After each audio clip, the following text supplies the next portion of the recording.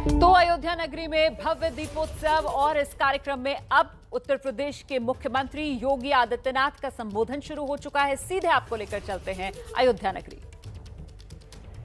सभी पूज्य संत चरण और अयोध्या के से जुड़े हुए सभी उपस्थित भाइयों बहनों,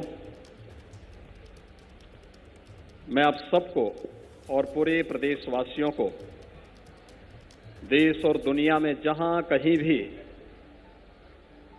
आज का यह पावन आयोजन लोग देख पा रहे हों, सुन पा रहे हैं, उन सभी को मैं पंचम दीपोत्सव महोत्सव की हृदय से बधाई देता हूं, उन सब का अभिनंदन करता हूं और आप सबका मैं स्वागत भी करता हूं। ये हम सब के लिए सौभाग्य का अवसर है। 2017 में प्रदेश सरकार ने मर्यादा पुरुषोत्तम भगवान श्री राम की इस पावन स्थली में दीपोत्सव के इस कार्यक्रम को आगे बढ़ाया था। देश के यशस्वी प्रधानमंत्री जी की प्रेरणा थी, पूज्य संतों का सहयोग था, जनप्रतिनिधियों की सक्रिय सहभागिता थी और पूरी सरकार लगी थी, पूरा प्रशासनिक तंत्र लगा था, यहाँ की शिक्षण प्रशिक्षण संस्थाएं लगी थी और देखते ही देखते यह आयोजन अपने आप में दुनिया का एक विशिष्ट आयोजन बन गया। वास्तव में प्रकाश पर्व दीपावली, जिसे पूरा देश दीपावली के रूप में मनाता है, ये अयोध्या की देन है। मर्यादा पुरुषोत्तम भगवान श्री राम की 14 वर्ष के वनवास के बाद अयोध्या आगमन की स्मृति में पूरा भरतखंड इस आयोजन के साथ जुड़ता है। लेकिन 5 वर्ष पहले जब अयोध्या के बारे में दीपोत्सव की चर्चा सामने आई थी, तो अयोध्या में ही आज के दिन पर यह आयोजन नहीं हो रहा था।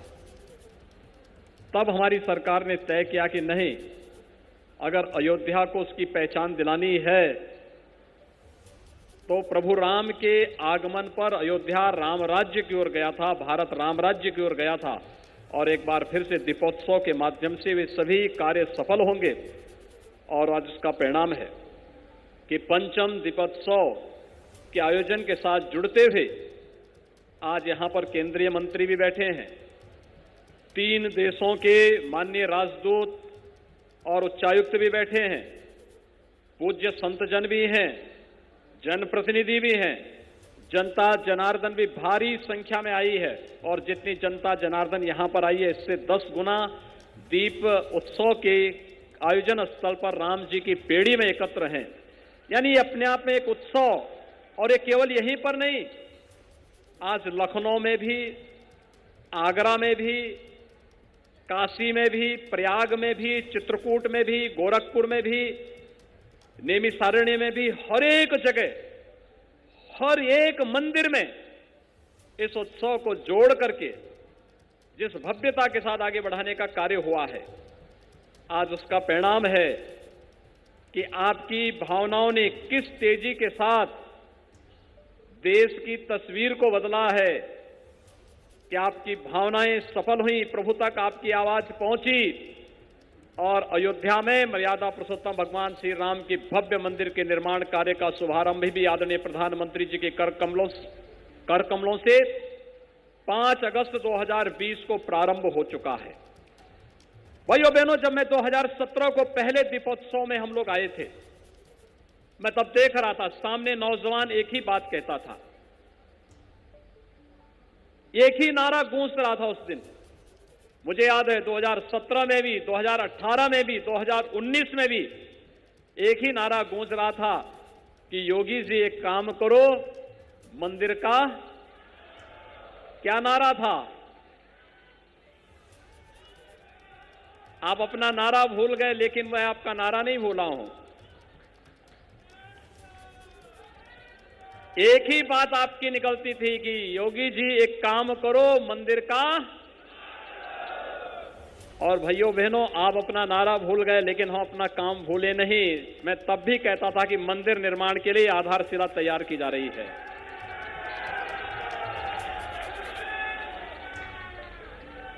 आज मंदिर का निर्माण हो रहा है कि नहीं हो रहा है? पूज्य संतों की ओर से आप खुश हैं? इधर से पीछे सभी लोग इस बात से खुश हैं कि मंदिर का निर्माण हो रहा है भव्यता के साथ, क्योंकि माननीय दिनेश जी भी इस कार्यक्रम के साथ जुड़े हैं, जो राम जन्मभूमि आंदोलन में पहले दिन से जुड़े थे। वे आज भी इस कार्यक्रम में हैं। विश्व हिंदू परिषद के क्षेत्रीय संगठन मंत्री भी इस कार्यक्रम के साथ यहां पर जुड़े हुए हैं। सभी पूज्य संत जन यहां पर जुड़े हुए हैं। उनमें से बहुत सारे लोग इस बात के साक्षी होंगे, आज से ठीक 31 वर्ष पहले आज के दिन अयोध्या में क्या हो रहा था।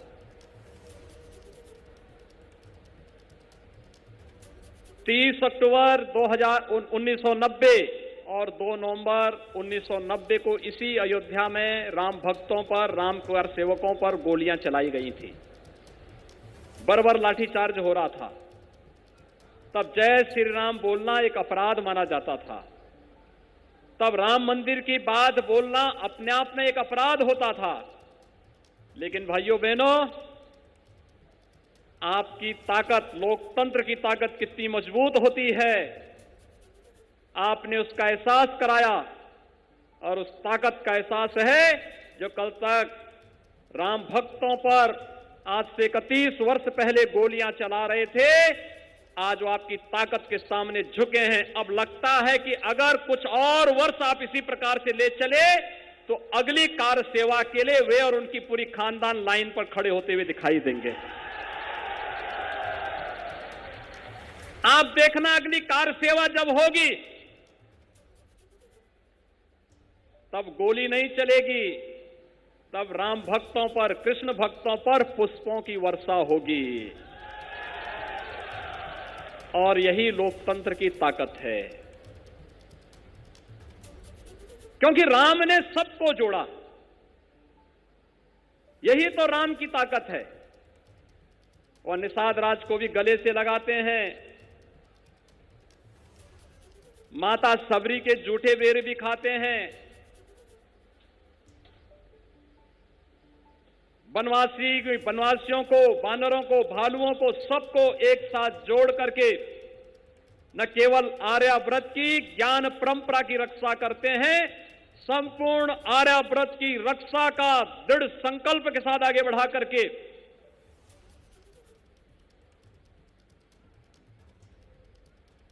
दैहिक, दैविक और भौतिक तीनों प्रकार के तापों से इस संपूर्ण भारत खंड को मुक्त करके राम राज्य के जो आधारशिला रखते हैं, आज वे आदर्श राज्य की परिकल्पना हम सबके सामने एक आदर्श के रूप में है। और यही तो आज हो रहा है। आपने इस बात को देखा होगा, विगत 7.5 वर्षों के दौरान प्रधानमंत्री मोदी जी के नेतृत्व में सबको आवास, कोई भेद नहीं, हर जरूरतमंद को आवास मिलेगा। हर जरूरतमंद को, हर गरीब के घर में व्यक्तिगत शौचालय बनेगा। हर एक के घर में प्रधानमंत्री सौभाग्य योजना में बिजली के कनेक्शन फ्री में मिलेंगे। रसोई गैस का सिलेंडर उज्ज्वला योजना में फ्री में मिलेगा। स्वास्थ्य की सुविधा के लिए 5 लाख रुपए का सालाना स्वास्थ्य बीमा का कवर हर गरीब को मिलेगा। और तो और हम यह पंचम दीपोत्सव ऐसे समय में मना रहे हैं जब भाइयों बहनों पूरा देश और पूरी दुनिया कोरोना महामारी से पूरी तरह त्रस्त है। विगत 1.5 वर्ष किस तरीके से बीते हैं हर व्यक्ति जान सकता है। यानी लगभग 1.5 वर्ष से अधिक समय हो चुका है कोरोना महामारी से पूरी दुनिया के अंदर जिस प्रकार की स्थितियां हैं, और उसमें भी भारत के अंदर तमाम अवरोधों के बावजूद, नकारात्मक ताकतों के बावजूद प्रधानमंत्री मोदी जी के नेतृत्व में, उनके मार्गदर्शन में फ्री में टेस्ट, फ्री में उपचार, फ्री में राशन की व्यवस्था सभी गरीबों को, और भाइयों बहनों, कोरोना से बचाव के लिए फ्री में वैक्सीन, और सबको वैक्सीन भी प्रधानमंत्री मोदी जी ने पूरे देश को दिया है।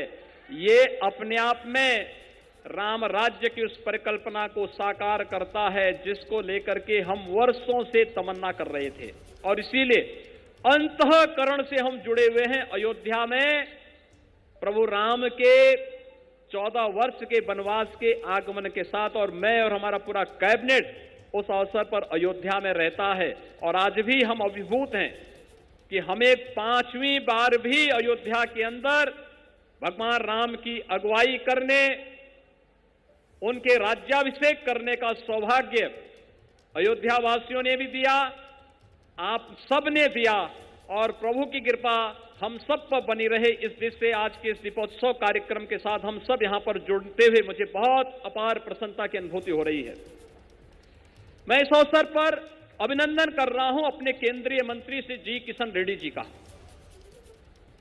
3 देशों के राजदूत और उच्चायुक्त यहां पर आए हैं, उनका भी मैं इस अवसर पर अभिनंदन करता हूं कि उन लोगों ने आज के इस कार्यक्रम में पूज्य संतों के सानिध्य में इस भव्यता का एहसास किया है, और इस कार्यक्रम के साथ जुड़ करके आपके साथ भारतीय संस्कृति के साथ अपनत्व तो जोड़ करके, क्योंकि हमारे जो उच्चायुक्त आए हैं भाइयों बहनों, प्रत्यक्ष से अप्रत्यक्ष रूप से भारतीय संस्कृति और परंपरा के प्रति इनके मन में, अंतःकरण में एक सम्मान का भाव है, और इन सभी देशों के प्रति भारत के जो सांस्कृतिक संबंध हैं उन संबंधों को सुदृढ़ता प्रदान करने की दृष्टि से हमारे सभी माननीय राजदूत यहां पर आज पूज्य संतों के सानिध्य में इस कार्यक्रम के साथ जुड़ते हुए यहां पर आए हैं।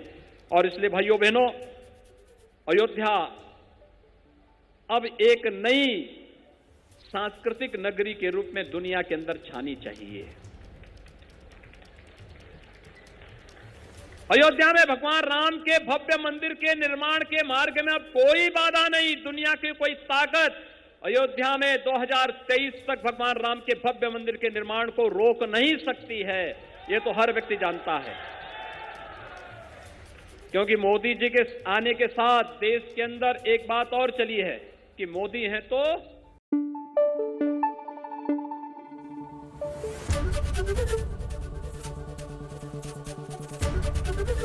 एबीपी न्यूज आपको रखे आगे।